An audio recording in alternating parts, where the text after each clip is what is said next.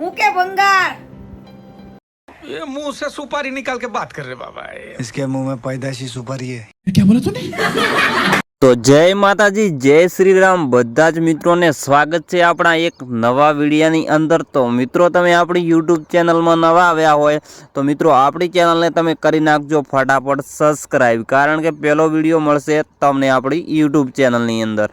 હા મિત્રો, આપણે વાત કરીએ કીર્તિબેન પટેલ અને ખજૂરભાઈને। મિત્રો તમે બધા ઓળખતા જ હશો। તો મિત્રો, ગુજરાતની અંદર જે ઘણા સમયથી વિરોધ ચાલી રહ્યો છે, તો મિત્રો તમને તો ખબર જ હશે।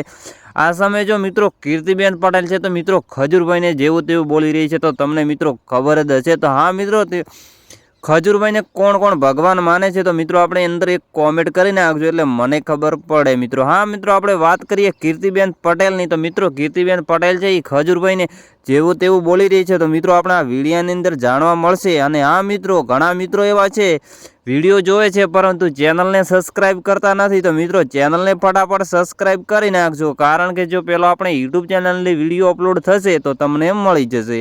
હા મિત્રો, તમે જો કીર્તિબેન પટેલને આપણે સાંભળીએ તો ખજૂરભાઈને શું બોલી રહી છે તો આ વિડીયોની અંદર જાણવા મળશે। તો પહેલા વિડીયો જોઈ લો, પછી આપણે આગળ વાત કરીશું।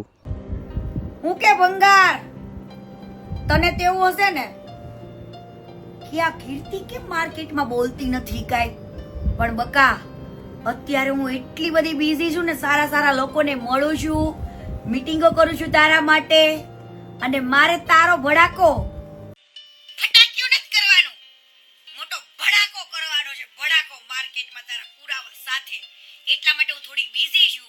અને ભંગાર, હું તને ખાસ કહું છું કે આવી દાન ચોરીઓ કરવા કરતા હું સરસ મજાની એક એપ લઈને આવી છું, ગેમિંગ એપ, રાજા એપ।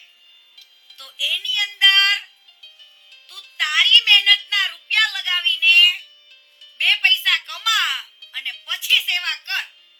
કોકના દાન લઈ લઈને તે જેને બ્લોક કર્યા છે ને એવું તાર જરૂર નહીં પડે।